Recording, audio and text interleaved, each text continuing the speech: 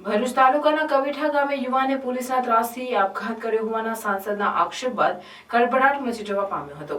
Civil hospital ખાતે સાંસદ અને ધારાસભ્ય પહોંચી પરિવારજનોની મુલાકાત કરી હતી, તો આ તરફ પોલીસે નબીપુર પોલીસ મથકના પીઆઈ સહિત 3 પોલીસ કર્મીઓ સાથે આત્મહત્યા માટે દુષ્પ્રેરણાનો ગુનો દાખલ કરી તપાસ શરૂ કરી છે।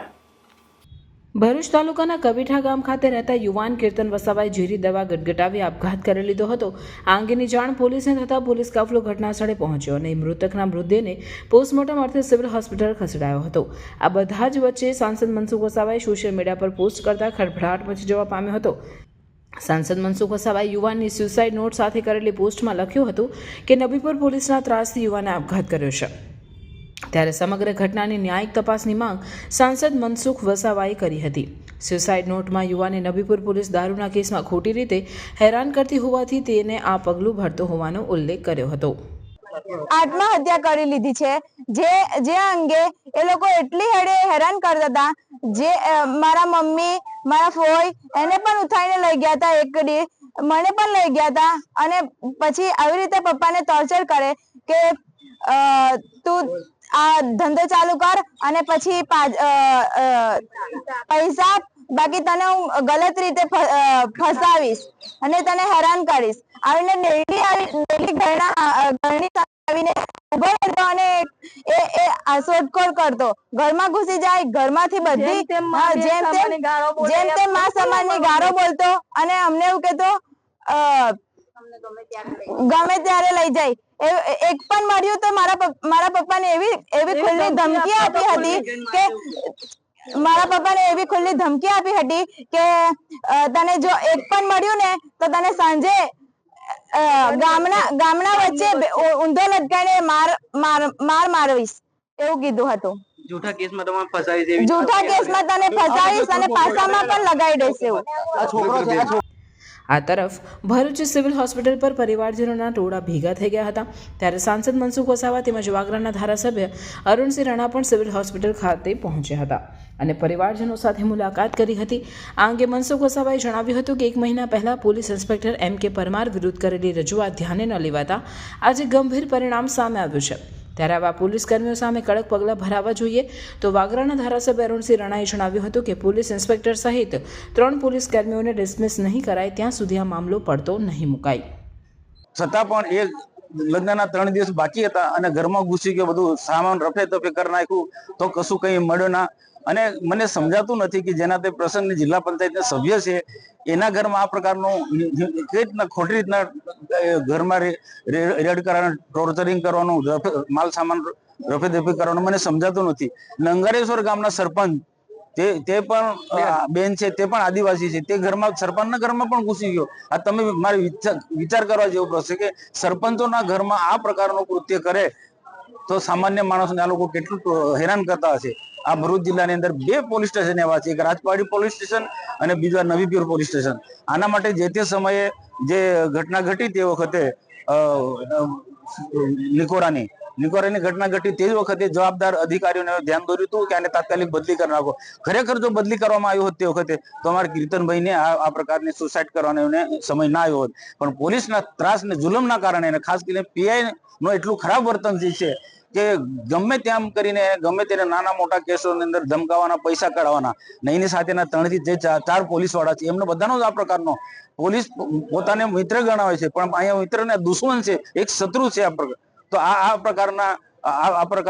પ્રકારના પીઆઈ અને એના જે અધિકારી જે છે એમની સાથે કે બીજા કોન્સ્ટેબલો છે એમની સામે કાનૂની પગલાં લેવા જોઈએ અને આ વિસ્તારના જનતાની પણ એ જ માંગણી છે કે આને તાત્કાલિક જ અહીંયાથી હટાવી લેવો જોઈએ અને સસ્પેન્ડ કરી દેવું જોઈએ અથવા તો ડિસમિસ કરવું જોઈએ।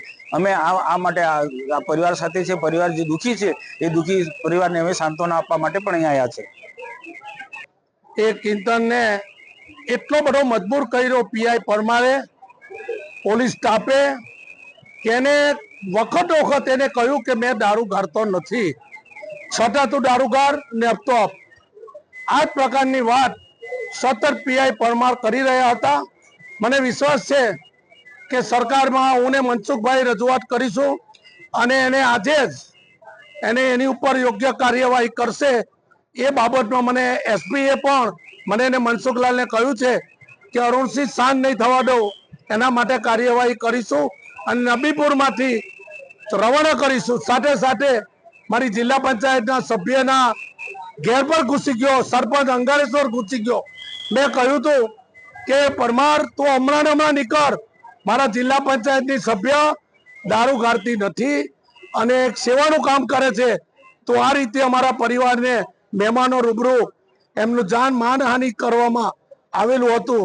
એ પણ અમે પરમારને કહ્યું હતું, પણ અમને વિશ્વાસ છે હું ને મનસુખલાલ ચોક્કસ તેનું નિરાકરણ લાવીને જંપીશું. અમારા આદિવાસીઓ ઉપર જુલમ કરે અમે ચલવી લેવા તૈયાર નથી. મામલાની ગંભીરતા સમજી ડીવાયએસપી સી.કે. પટેલ સહિતનો પોલીસ કાફલો પણ સિવિલ હોસ્પિટલ ખાતે પહોંચ્યો હતો. આ મામલામાં પોલીસે આખરે નબીપુર પોલીસ મથકના police inspector M K. Parmar, police constable Rajendrasinh અને સંદીપ સામે આત્મહત્યા માટે દુષ્પ્રેરણા તેમજ એટ્રોસિટી એક્ટ અંતર્ગત ગુનો દાખલ કર્યો છે. આ અંગે પોલીસે જણાવ્યું હતું કે આત્મહત્યા કરનાર કીર્તન વસાવા ભૂતકાળમાં દારૂના કેસમાં પકડાયો હતો. પોલીસે કીર્તનની કાર જમા કરી હતી, જે છૂટતી ન હોવાના કારણે તે તણાવમાં હતો. ત્યારે આ મામલે હવે પોલીસ કર્મીઓ સામે ગુનો દાખલ કરી તપાસ કરવામાં આવી રહી છે.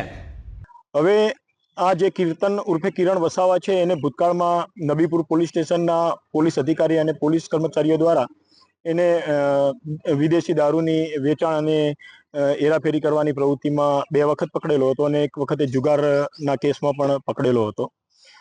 આ દરમિયાન એની પ્રોહિબિશનના મુદ્દામાલ સાથે એની એક ગાડી પણ પોલીસ દ્વારા કબજે કરવામાં આવેલી હતી. હવે આ કીર્તનના મોત બાદ એના પરિવારજનોને કીર્તન પાસેથી એક સુસાઇડ નોટ મળેલી અને સુસાઇડ નોટમાં એને પોલીસ દ્વારા એની એ ગાડી છોડવામાં નહોતી આવતી એવી એક એલિગેશન પોલીસ ઉપર કરેલી છે અને પોલીસ દ્વારા હેરાન કરવામાં આવતો હતો એવી એક એલિગેશન કરેલી અને પોલીસ નબીપુર પોલીસ સ્ટેશનના પીઆઈ શ્રી પરમાર અને 2 પોલીસ કર્મચારીઓના નામ પણ સુસાઇડ નોટમાં લખેલા હતા.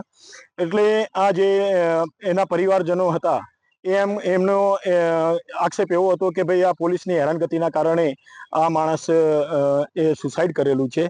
એટલે ખરેખર તો આ જે પોલીસે પ્રોહિબિશનના ગુનાના કામે એની ગાડી જપ્ત કરેલી હતી એ ગાડી છોડવા માટેની કાયદાકીય પ્રોસિજર હોય છે અને પ્રોસિજરના આધારે એ જપ્ત કરેલો મુદ્દામાલ ખરેખર છૂટતો હોય છે. પરંતુ આ એના પરિવારજનોનો આક્ષેપ હતો કે ભાઈ પોલીસની હેરાનગતિના કારણે કિરણે આત્મહત્યા કરેલી છે.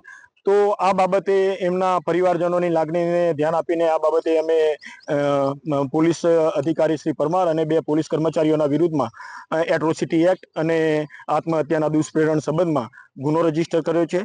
આમાં પોલીસ અધિક્ષક શ્રી મયુર ચાવડા સાહેબનાઓના સીધા સુપરવિઝન હેઠળ આ ગુનાની તપાસ અમે ડીવાયએસપી સી.કે. પટેલનાઓ કરી રહેલા છીએ. એટલે આ ગુનામાં જે કોઈ પણ પોલીસ કર્મચારીની જે કંઈ પણ ભૂલ કે એમાં જે કંઈ એમની ગુનાહિત હકીકત જણાઈ આવશે તો એ દિશામાં અમે તટસ્થ તપાસ કરીને જે ગુનામાં સંડોવાયેલા હશે અધિકારી કર્મચારીઓના વિરુદ્ધમાં જે કાયદાકીય કાર્યવાહી કરવાની થતી હશે તમામ કાર્યવાહી કરવા માટે આ પોલીસ ગુનો રજીસ્ટર કરીને અમે ગુનાની તપાસ હાથ ધરેલી છે.